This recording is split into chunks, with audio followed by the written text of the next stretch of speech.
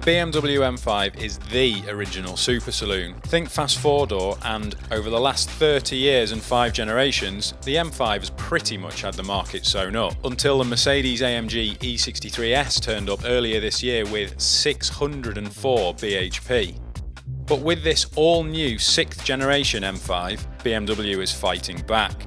The 4.4 litre twin-turbo V8 now produces 592 brake horsepower and 750 Nm of torque, while there's also a new 8-speed automatic gearbox that sends all that power to all 4 wheels.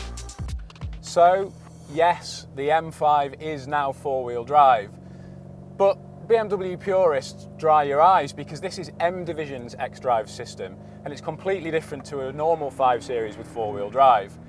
The other benefit is massive traction.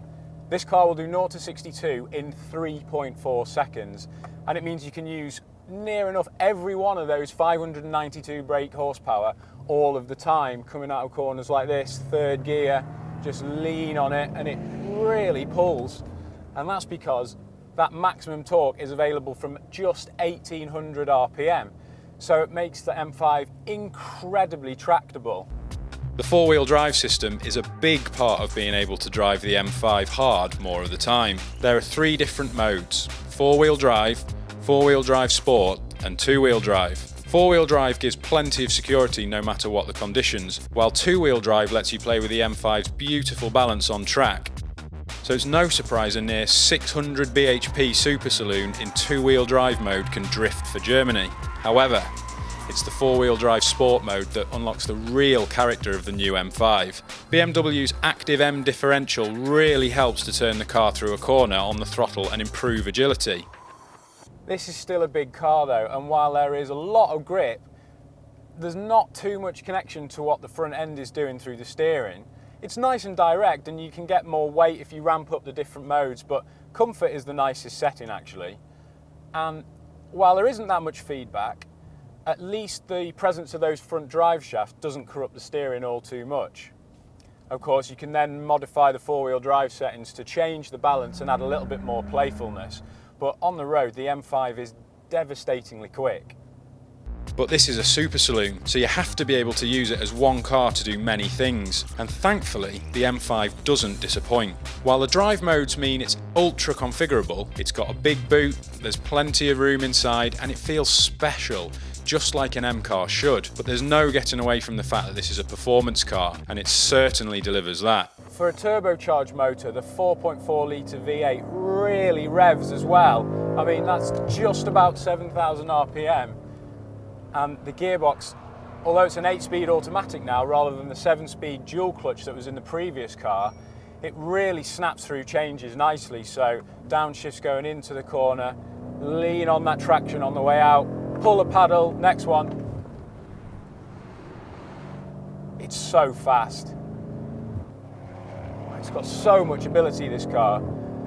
And while there's loads of traction to make the most of that torque, unfortunately, the noise isn't the most entertaining. I mean, it revs and it makes a nice sort of flat blare, but compared to an E63's V8, it doesn't have that character or that richness.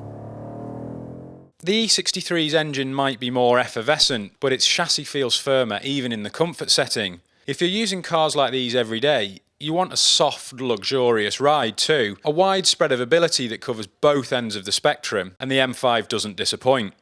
Now, ride quality, because we're on the optional 20-inch alloy wheels. There are 3 modes for the dampers. We're in comfort at the moment on a fairly smooth road, but there are some undulations, and actually it's not too bad. Vertical movement is quite supple and it's controlled quite nicely. Well, if you ramp it up into Sport or even Sport Plus, you can feel the body being tied down a little bit more tightly. It does impact comfort a little more, and you feel the bumps a little bit more jiggling over rough surfaces.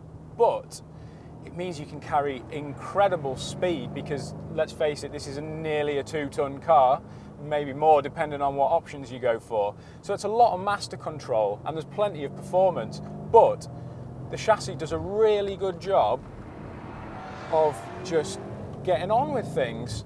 It's just a shame then that steering isn't that little bit more communicative. So, There's no doubt the M5 is a deeply impressive super saloon, but it's still not quite perfect.